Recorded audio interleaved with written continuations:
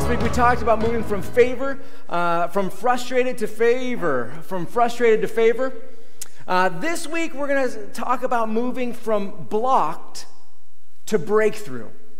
So last week when we were talking about moving from frustrated to favor, we were talking about getting the big things right in life, getting those big God rocks right in our life, and moving from things just being struggling to getting God's general favor. But this is much more specific. This week we're going to be talking about the humble, urgent, powerful praying for the purpose of seeing God act, for the purpose of seeing God intervene, for this purpose of seeing God rescue and save and give direction and give guidance and supernaturally change impossible situations, for breakthrough moments. Not just the general favor, but for the breakthrough moments of life. You need God's help. Do you need God's help for something? Do you feel blocked in an area? Do you feel stuck in an area? Do you know people who need God's guidance or God's help or God's a miracle for their life or their situation? If you don't, I know you know people who do. Often in life, God humbles us. He humbles us, allowing us to experience a block, to get stuck, to not be able to know what to do, to not see answers, to be confused for an extended season of time, to not be able to see any way forward. It allows us to experience a block, and that's humbling. It's humbling so that we turn to Him.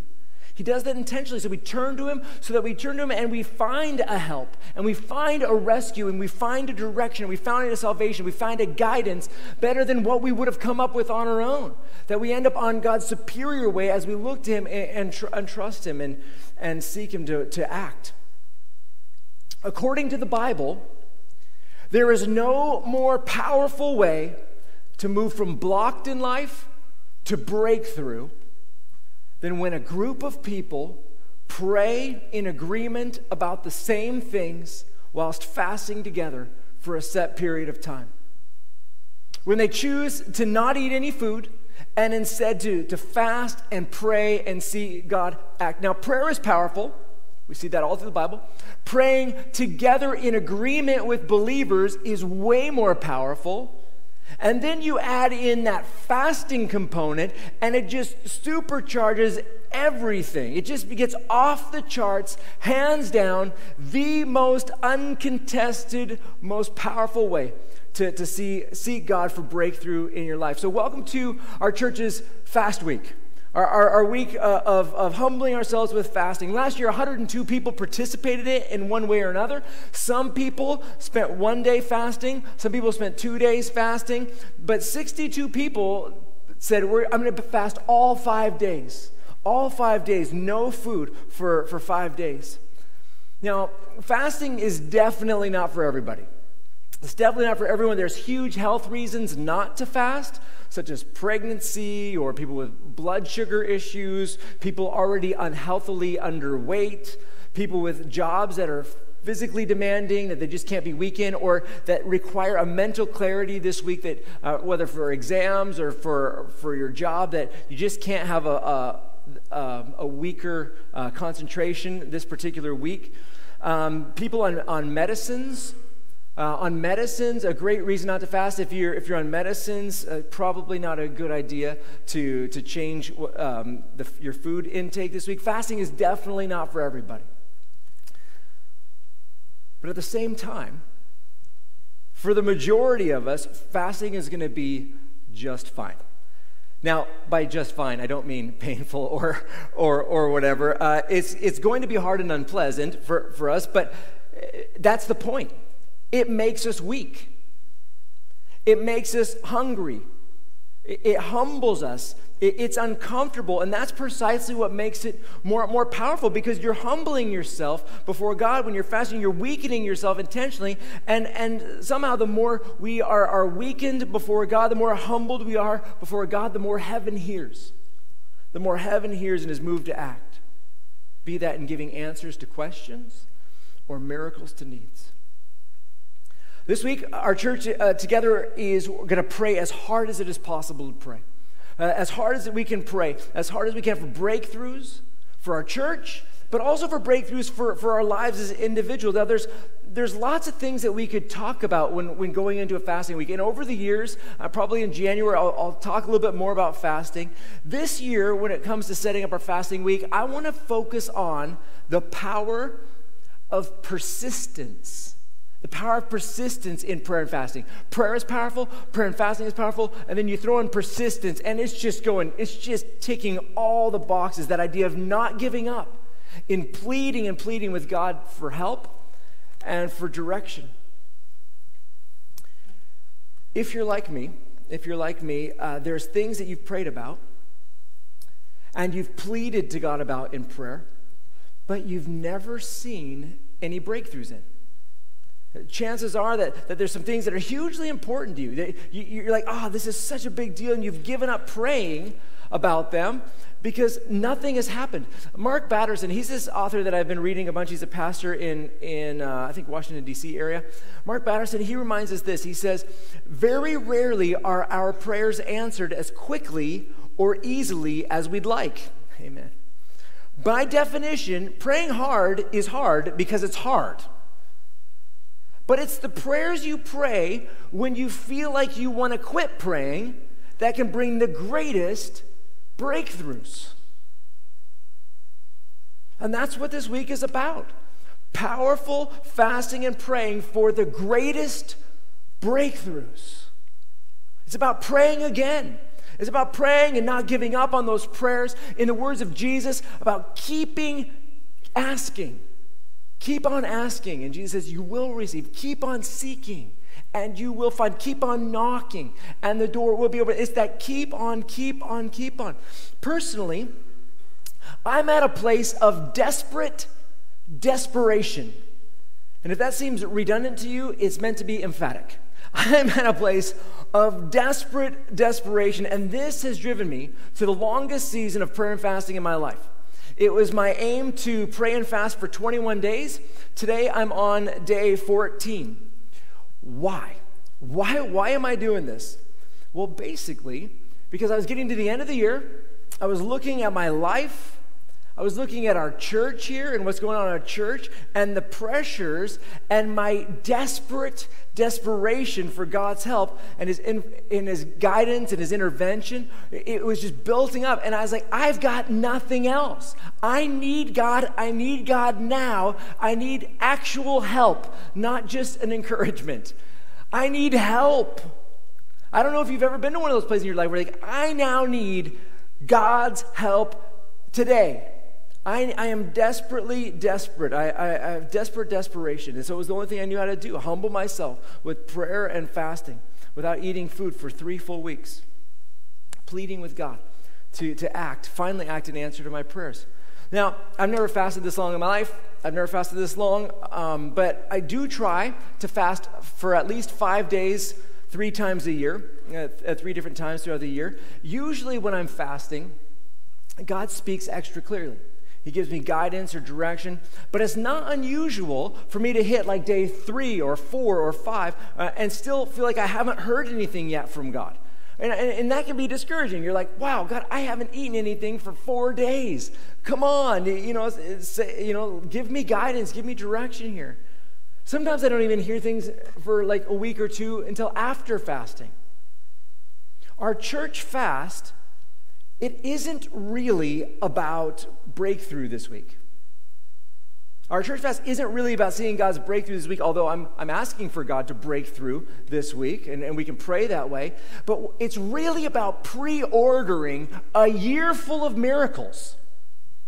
That's what we're doing, pre-ordering a year full of God's active, obvious intervention and help all year long.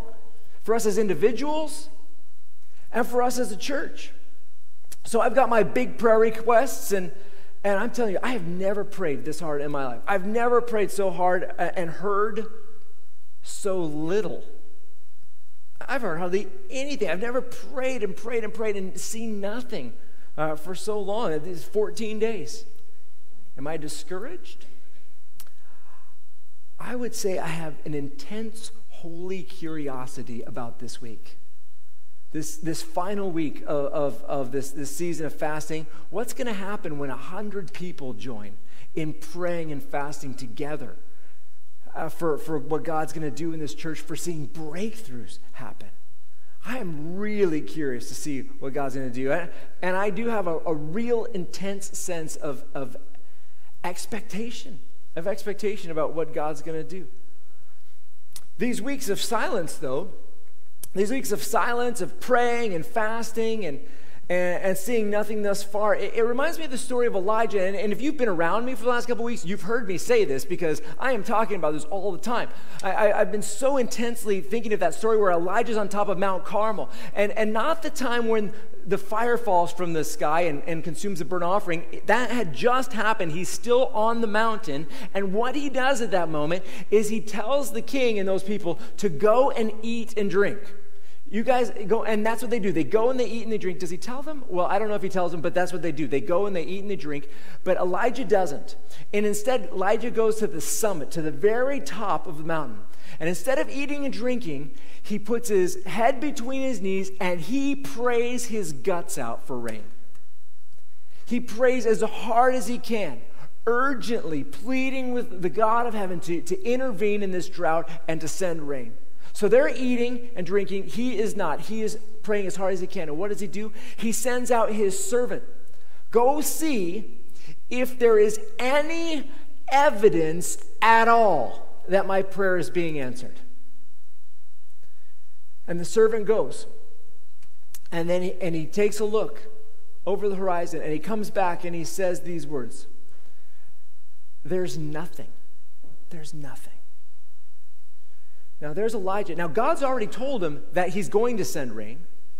And he is up there on the mountain praying as hard as he can. He's not eating and drinking. He's praying as hard as he can for rain. And so then he prays and prays and prays, his head between his knees, and he's praying, and he sends a servant again. Go see if there's any evidence at all that my prayers are being answered. He goes. He comes back. There's nothing. And so he prays, and he prays as hard as he can, and he's not eating and drinking, and he has his head between his knees, and he's praying and pleading with God who already said he's going to do this, and yet there's no evidence at all. He sends his servant out to go see if there's any more evidence, and he comes back again. There's nothing. And he doesn't give up. That's 3 times. And so he prays, and he's got his head between his knees, and he's praying as hard as he can. He's not eating and drinking. He's praying as hard as he can, and then he sends his servant out. Servant comes back, there's nothing. And so what does he do? He sits there and he prays as hard as he can, and he puts his head between his knees, and he's not eating and drinking. He's praying as urgently to the God of heaven who has said he's going to answer this prayer, has said he's going to send rain, but there's no evidence out there at all. And he sends a servant to see if there's any evidence at all of God's answering of his prayer. He is praying as hard as he can, and this is Elijah. Elijah. The guy who had just called lightning out of the sky. There was no cloud in the sky for the lightning to fall from, because that's the whole point. He's praying for at least a cloud, right? For something to show up. There's a clear sky. Lightning falls from the sky. He just had that miracle. Now he's praying as hard as he can. 5 times. There is nothing. Again, 6th time. Praying as hard as he can. Go and see if there's any evidence at all. And again, the servant returns. There's nothing. 0 evidence at all of any answered prayer. Now that's how I felt for sure after 10 days, if not even all the way till this day. The hardest praying of my life, longest fasting of my life thus far. But on day 11, it's possible. On day 11, out of nowhere, I started seeing maybe something very tiny starting to happen. I don't know if it's going to develop into anything, but like Elijah, on the 7th time, he sent a servant, and the servant comes back and says, there's a little cloud, like the size of a man's hand, rising out of the sea, on the horizon. It's rising up. And Elijah sees that evidence, and he says, okay, it's go time. He sees that evidence. And I'm wondering if the things I started to see on Thursday, on that 11th day, is that the evidence of something potentially, I don't know. We'll see if it becomes a cloud, if this cloud becomes a rainstorm. I'm believing for rain. Will it turn out to be nothing? I don't know. But I suppose what I love about Elijah is he keeps praying. And he prays as hard as he can, and he doesn't stop when it just seems like over and over and over again, nothing is happening no matter how hard he prays. Again, our fasting this week is not about our week. It's about our year. It's about our year ahead. We're pre-ordering miracles. We're pre-ordering help. We're pre-ordering direction. We're pre-ordering guidance from God. And so don't be discouraged if you get to day 2 or 3 or 4 and you feel like you're not seeing anything or hearing anything or getting any guidance. Just keep going and believe that the rain is coming. Keep going and believe that God is going to act in response to their prayers. Now, one of the things that we've been praying around here for is more space. If you've been here any time in the last, 5 years or more, half a decade or more, you've seen that we have been praying for more space for our church and for God's intervention in that way. Last year, if you were here for our prayer and fasting week, we were praying for more space. We're still here. We're still here. That didn't happen. That didn't actually come together. However, though, we might be getting closer. We might be getting closer. We are in talks with a church about purchasing a church called St. Jude's Church. They approached us. We didn't approach them. It's on Woodlands Road. There's a picture of it on the screen. It's on Woodlands Road. It's kind of by that Sainsbury petrol station. You know what I'm talking about, near Charing Cross. One of the 5 things that we're going to be asking you to pray for this church about is for St. Jude's Church. For this space, debt-free, right away. Can you handle that? This space, debt-free, right away. Again, we didn't approach them. They've approached us and about this situation. This space, St. Jude's, debt-free, right away. Just because we've been blocked for years. Just because a half a decade or more has gone by praying and praying and praying for more space doesn't mean that we're not on the verge of breakthrough now, at this moment. So let's pray. Let's fast. Let's seek God for his intervention in our space situation by providing this building quickly. Now, this building is a good picture for us to think about when it comes to your long time prayed prayers. The times where you've prayed and sought God and basically seen no answers. Maybe for years and years, and you've prayed as hard as you can, and you wonder if there's anything going to ever happen with this. Maybe you've become discouraged.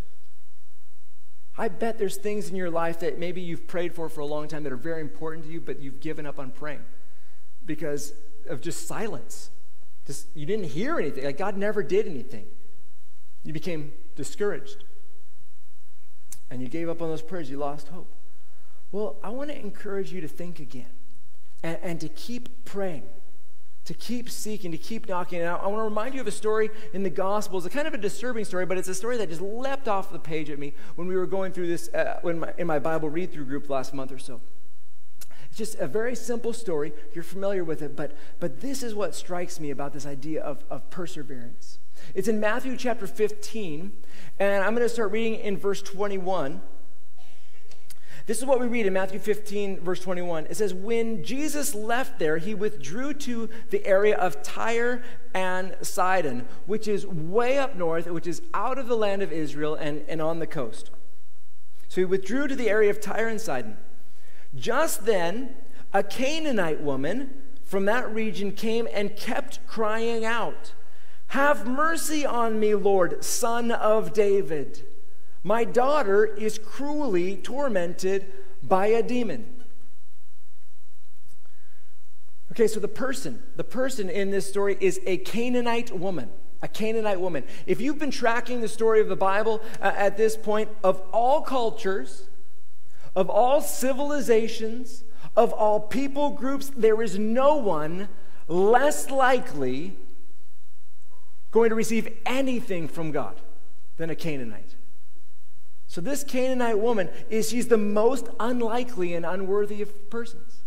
The most unlikely of persons to receive anything. And now maybe you feel this way about you. I don't know your story. I don't know what's going on in your life. Maybe you're looking at your life and you're like, your situation, your sin, your compromises, your failures, for whatever reason, your background or whatever, maybe you feel like you today are one of the most unlikely persons, one of the most unworthy persons to ever receive any help from God. And you're thinking, God won't answer my prayers because I'm just one of those unlikely, unworthy ones. I want you to know there's hope for you. There's hope for you in Jesus. Watch this story and see what happens. So she's the most unlikely, most unworthy, and what happens to her? Well, we read there, in that verse there, that she appeals to Jesus as the Son of David. She prays out to Jesus, the Son of David, and this is a way that an Israelite could appeal to Jesus more effectively. Jesus, the Son of David, is the King of Israel title. She could have appealed to him as like Savior of the world, but instead she appeals to him as the Son of David, that the Israelite promised king. She's not an Israelite, she's a Canaanite. So her appeal, like, you my king, do this for me, it doesn't work. She's actually using the wrong words in her prayer. It would be like someone today who's not a Christian praying like this: Father, help me. Now, Christians can pray that way. Christians, because we've been adopted into God's family. We have been adopted by Jesus, and so we can call and we're taught to pray God as our Father. But somebody who's not been adopted into God's family doesn't get to pray Father. They can pray God, have mercy on me. But they can't pray Father. It's inappropriate because, but you know, that's just an example there. I don't want to make too much of that. But the point is that she's using the wrong words in her prayers. She calls out to Jesus. Maybe you feel unworthy and you don't even know how to pray or what to pray. So let's see what happens with this woman who's the most unworthy woman praying with all the wrong words. Well, we read this in verse 23. Jesus, yet he did not say a word to her. He did not say a word. She's calling out to him, yet he did not say a word to her. So his disciples approach him and urge him, send her away because she cries out after us. Jesus answers with silence. He answers with silence. Now, I know all about what that's like, don't you? There's times where you've prayed and you've asked Jesus and you're like, Jesus, help me. Give me direction. Give me help here. Jesus, intervene, act. Tell me what to do right now. I don't even know what to do. I'm stuck. I need your help right now. And you pray and you pray and you pray. Silence. Silence. Nothing. And chances are, after praying for a while and getting silence, you do what most people do. You stop praying. You give up. But silence is no reason to give up on praying. Silence is no reason to stop. No unanswered prayer is worth stopping praying. It's not a reason to not keep bombarding heaven. It's not a reason to keep bombarding heaven for breakthrough. Silence is not the time to stop. It's the time to keep going. And so Jesus answered with silence. The disciples urged her to send away. And then what happens? Well, the next verse says, Jesus replied, she can hear it for sure. He's probably talking to his disciples, but he could be talking to her, but she's hearing it no matter what. He replied, I was sent only to the lost sheep of the house of Israel. Again, tapping back into that Son of David claim. I'm here for those people. You don't get to be a part of this. I was sent only to the lost sheep of Israel. So when Jesus finally does say something, when he breaks his silence, it's basically like, no, I'm not here for this. Jesus answers with discouragement, in the very least, and that's putting it lightly. I wasn't sitting here discouraging her. Now, if that was in the Bible, I'd be like, wait, Jesus doesn't discourage people. That doesn't sound like Jesus. Well, he does. He does sometimes. And I bet many of us know what it's like to pray for something you really want and feel silence and discouragement. If you don't know what that feels like, you've probably never prayed for anything you wanted. Not that everything goes unanswered, but sometimes there's a long time of silence, and there's a long time of discouragement before Jesus starts moving sometimes. So what do most people do when Jesus answered with discouragement, when they get discouraged? Well, they give up. They give up. But what does this woman do? Well, in verse 25, it says, but she came, knelt before him, and said, Lord, help me. Lord, help me. But she keeps asking. But she keeps asking. She keeps pleading, never giving up on her prayers. Never giving up on her what she's asking Jesus for. Now, family, pay attention to this. This is gold stuff right here. This right here is at the heart of it. And this week, as we go into this week, you might be on day 2 and you might feel like there's silence in heaven. On day 2, you might be feeling discouraged. On day 4, you're like, oh, there's nothing happening ever. Maybe you find yourself praying the exact same prayers as last year and you're like, there's just nothing happening. I want you to remember this woman, that she received silence, that she received discouragement, and she keeps on asking.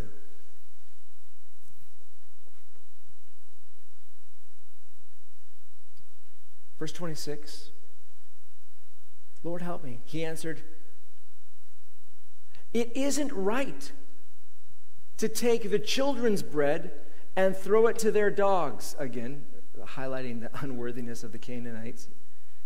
Yes, Lord, she said, yet even the dogs eat the crumbs that fall from their master's table. Jesus is basically telling her, it's not appropriate.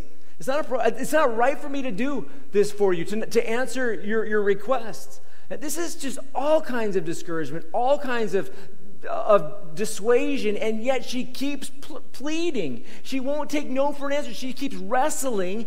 She keeps wrestling verbally for help, for the help that she desperately needs from God. Are you that kind of person that is willing to stay wrestling with God for those things that you eagerly want to see breakthrough in your life, in your church? This is powerful stuff, making it clear to God. God, I am never giving up on these prayers. Ever. You are going to hear this until I'm in heaven, and then I don't know what I'm going to be praying then, but as long as I draw breath, you are going to be hearing me bombarding heaven for these prayers. I don't know what your prayers might be. For some of you, God, please intervene in my kids' lives. Maybe please intervene in my marriage. Please intervene in my relationship situation. Please intervene in my parents' lives. Please intervene in my extended family. Please rescue me. Please help me. Please assist me in this course of study, in my job, and against these people who are against me. I need your help. I'm stuck in life. I need your breakthrough. God, I need your help. And I'm not giving up on this prayer. Ever. Unless you absolutely say as clear as possible, no. But you better be clear, because I'm going to keep praying. Don't just dissuade me. You got to say no. So what happens is this woman who just keeps going through silence, through dissuasion, through disappointments. Verse 28. Then Jesus replied to her, woman, your faith is great. Let it be done for you as you want. And from that moment, her daughter was cured. Finally, answered prayer.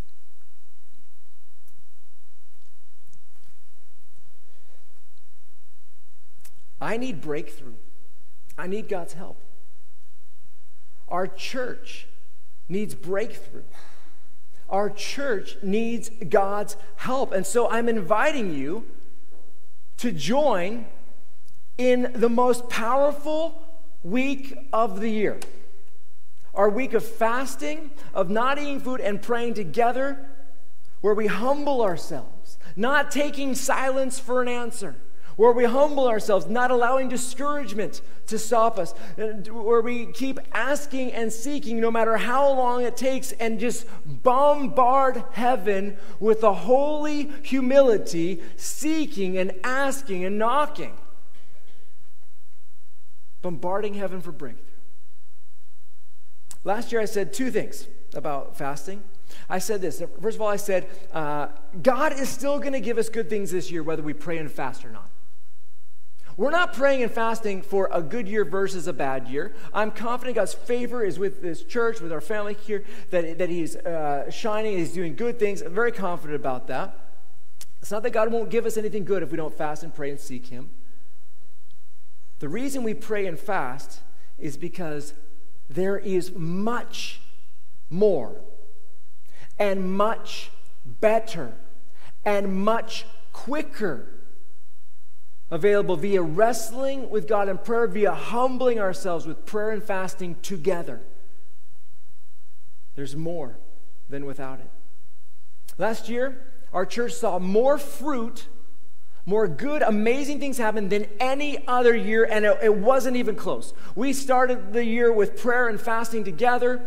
We planted Rehoboth Belfast, which is just taken off. We've sent out the Gathering Church with Andy and Adam and sent them out. We've saw more people give their lives than ever before by a landslide. In 2015, we saw 8 people give their lives to Jesus. Amazing. Every one of them a miracle. In 2016, we saw 17 people give their lives to Jesus, by far the most we'd ever seen before. But last year, in 2017, we saw 44 people give their lives to Jesus. It's just a massive amount of just unbelievable, miraculous breakthrough. And I know people were praying and fasting last year for salvations, praying and seeking God for salvation. Not just praying every week, but praying and fasting for it. Way more than double our most ever. I believe that our prayer and fasting week set the course for our most fruit-filled year ever by far.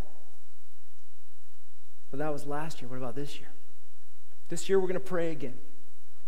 And we've got these prayer cards. They're going to be available for you on the way out if you would like them, if you'd like one. And what's going on these prayer cards is on the front, there's 5 things. There's 5 things we're going to ask you to pray and fast and plead to God for on behalf of our church, on behalf of our church here. These are the 5 things we're asking you to lean in and fast and pray for our church. And then on the back, there's space for 4 requests. Now, why 4 versus 5? We added one last minute. So if you want to keep it even, you can put 5 on the back. Feel free, go wild. But 4 blanks in the back where you can put the things that you want to, for your own life, things that are important to you individually. Like, I want to see this take place this year. God, I want to see your breakthrough in this area in my life. And so you can fill out the back as well. On the church side are these 5 things. Our church's financial health, our next worship pastor, St. Jude's Church, this church that we're having talks with. We're praying for me and the leadership of the church here, and we're praying for reawakening, for salvation, for our city, our nation, our generation to turn back from God. So you'll get these cards on your way out. And the challenge is, I want you to fill out your 4 on the back, and I want you to hold on to it this year, even if you're not fasting this week, even if you're like, I can't fast for medical reasons or whatever, but I'm going to dedicate myself to praying, and I'm going to pray 6 times a day, and I'm going to set my alarm. Now I do this. I set my alarm and watch. Pray 6 times a day for these things, both sides of the card. Again, pray for both sides of the cards for breakthrough. And we're going to bombard heaven for breakthrough immediately. Now, I want you to hold on to the cards after this week. And in fact, even after you're done fasting, just continue to be praying and seeking God for these. Hold on to these cards because these prayer cards, I believe, are going to become praise cards this year, as we see God act and answer. And I bet there's going to be people showing up and say, I wrote on my card in January, I needed this thing from God, this miracle, this breakthrough. And in February or in March or in June or in November, it happened and God intervened to his praise. Hold on to these cards as they become praise cards. For tips and directions about fasting, we have those blue fasting guides. Day 14, guys. We have these blue fasting guides. If you've not seen them, they've been written by Ruth Weller, giving us tips about fasting. There's also a new podcast available with our church. We have the Rehope podcast, the Glasgow one that has the messages. But also we have a new one called Rehope Extra, which you can find on the iTunes podcast store. And Rehope Extra, the first one of those is I'm interviewing Ruth about fasting and her experience and tips. And so that's available online.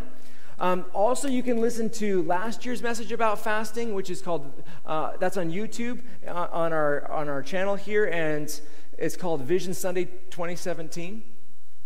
Just ways that you can think more about fasting and get ready to lean in this year. Again, there's great reasons not to fast. But if you're healthy and if you're able, don't give way to the terror you feel at the thought. The enemy wants to use fear to keep us from breakthrough. He wants to use fear to keep us from going for it. It's one of his age-old tactics. If you're healthy, I challenge you to give it a go. And we're going to put up a survey at the end of the week on Facebook, and it's so simple. I looked at it today. It's just going to take about a minute. Just a quick little thing where you can say, I fasted for 1 day.